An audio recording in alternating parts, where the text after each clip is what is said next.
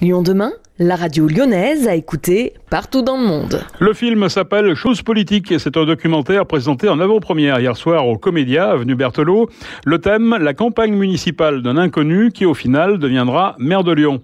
Premier maire écologiste de la 3e plus grande ville de France. Cet inconnu, c'est l'actuel maire de Lyon. Un humanitaire qui va se forger une personnalité politique pour arriver à son objectif.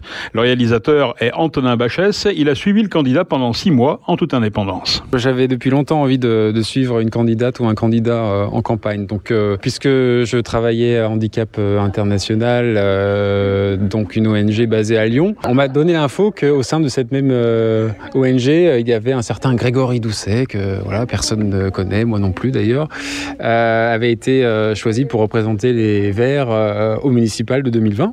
Donc voilà, je l'ai rencontré, lui et sa directrice de campagne, Inon Guinel. Et puis 48 heures après, j'ai eu leur aval.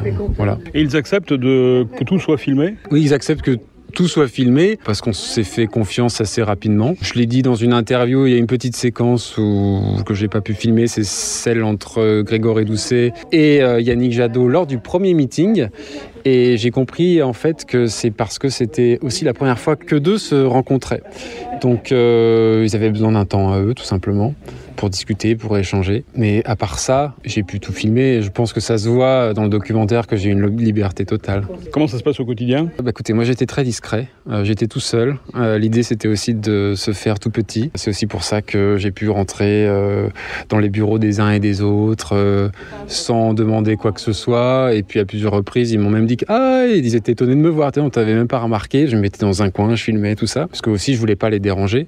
C'est aussi l'avantage de tourner seul parce que souvent ce sont plutôt des équipes de 2 avec un ingénieur du son, ce qui fait un meilleur son. Mais le problème c'est que l'ingénieur avec sa perche, il prend aussi sa place, ce qui est normal. C'était très facile pour moi au jour le jour. En fait, je me suis jamais senti oppressé ou interdit de quoi que ce soit parce que Grégory Doucet a aussi toujours été très sympathique avec moi. En fait, cet homme a un bon fond, qu'on soit d'accord ou non avec ses idées politiques. C'est important pour lui la transparence de l'action politique. Il a joué le jeu jusqu'au bout. Et puis de toute façon, très clairement, s'il avait été embêtant, s'il m'avait mis des barrières, j'aurais pas continué le film parce que je suis pas maso, j'allais pas continuer à forcer quoi que ce soit. Donc c'est aussi ce trinôme, je sais pas si ça se dit, entre Inon Guinel, Grégory Doucet et moi, où on s'est fait confiance. Et je pense que ça a porté ses fruits et que ça se voit dans le documentaire. Mais ça, c'est le spectateur qui dira.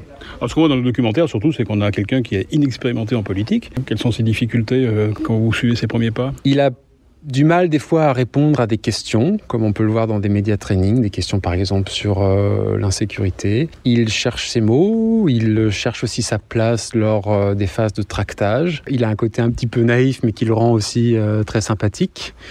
Et comme il le dit dans une interview lors du premier meeting, il apprend. Et il n'y a pas de honte à apprendre. Et puis il n'est pas tout seul, il y a une équipe. Comme je le disais, il y a notamment Inon Guinel, sa directrice de campagne, mais il y avait aussi Thomas Dossus, Steven Vasselin. Donc ces gens-là l'ont entraîné. Et il y avait une espèce de jeu de ping-pong entre Grégory Doucet et son équipe. Et en fait, c'est comme ça qu'on apprend, c'est comme ça qu'on commet aussi des erreurs, mais on sait du coup comment y répondre, ne plus reproduire l'erreur. Donc il y a évidemment, au-dessus de tout ça, la communication. Il faut, comme je le disais, savoir s'adresser au public, aux journalistes, à ses adversaires politiques. Et ça, c'est pas inné, ça s'apprend. Donc c'était son apprentissage. Et là, on voit qu'il découvre aussi certains travers de la politique dont il n'a pas l'habitude quand on travaille dans une ONG où c'est la bienveillance. Et là, il s'aperçoit qu'en politique, finalement, c'est pas trop la bienveillance. Bah oui, il y a l'histoire des fake news. Alors, qu'est-ce qu'on fait avec des fake news ? C'est très compliqué de répondre à des fake news. Si on y répond, on joue le jeu de l'adversaire, on en parle. Si on ne dit rien, quelque part, ça veut dire qu'on est d'accord. Donc, il y a une séquence dans le film qui porte spécifiquement sur la gestion de la fake news. Donc ça, c'est, on va dire, le côté requin de la politique. Donc il a dû faire face à ça, évidemment. Après, c'était aussi le rôle de ses conseillers, de sa conseillère, de maîtriser cela, de trouver, on va dire, la bonne tactique pour répondre et surtout ne pas tomber dans le piège des adversaires.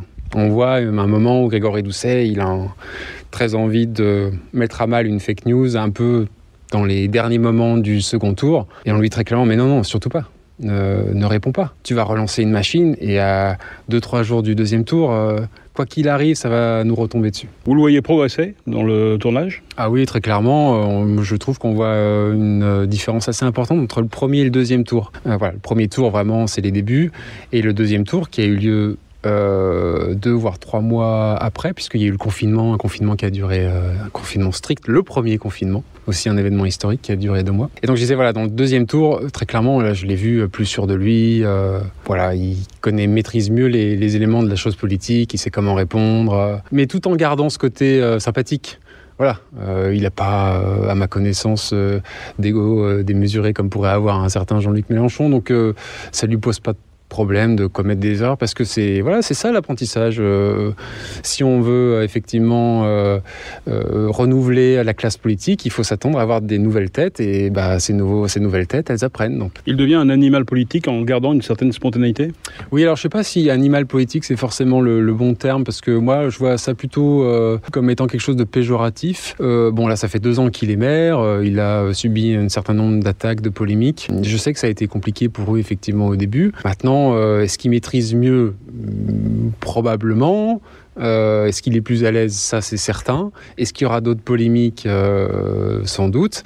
Mais voilà, il a aussi une conviction forte qui est effectivement de rendre la ville plus agréable, plus verte, plus écolo, les transports doux. Et en cela, pour l'instant, je crois qu'il arrive à peu près à appliquer son programme. Alors évidemment, il y a des conséquences par rapport aux automobilistes qui ne sont pas du tout satisfaits. Donc il doit un peu ménager la chèvre et le chou, quoi. Trouver une espèce d'équilibre qui n'est pas évident. C'est difficile de faire un film, un documentaire politique ? Oui, parce qu'on est tout de suite attaqué, on va dire, si vous faites un documentaire sur Grégory Doucet, ça veut dire que vous êtes pro-Doucet. Et puis en plus, vous avez dit que vous le trouviez sympathique, donc ça confirme le fait que vous avez été payé pour le faire. Enfin, tous ces trucs absolument ridicules. Je veux dire, à partir du moment où on fait un portrait d'un homme ou d'une femme politique, évidemment qu'il y a un peu de sympathie, sinon on le fait pas. Mais la sympathie, c'est pas forcément de la complaisance. Moi, c'en était pas. Je vous ai dit, moi, je le connaissais pas. Donc, j'ai pas été émerveillé, j'avais rien à gagner. Ça aurait été la reine d'Angleterre, forcément, j'aurais été ébloui. Mais là, non, il y avait pas de pression. D'abord parce qu'il avait peu de chances de gagner, donc c'était une surprise générale qui gagne. Il y aura un acte 2 ? Il y a un acte 2 effectivement qui a débuté il y a maintenant quelques mois. Alors l'acte 1 repose surtout sur le binôme Ninon Guinel-Grégory Doucet. Maintenant Ninon Guinel a quitté la mairie, donc l'épisode 2 est en réécriture. Voilà, parce que j'espérais vraiment faire un acte 2 à l'image de l'acte 1 en gardant ce binôme qui est si fort. Malheureusement ce n'est plus possible, donc il y a une réécriture en cours. Toujours évidemment centré sur Grégory Doucet. Voilà, et retrouvez l'interview complète d'Antonin Bachès sur notre site liondemain.fr. Notez qu'une autre projection du film est programmée dimanche à 11h, toujours au Comédia.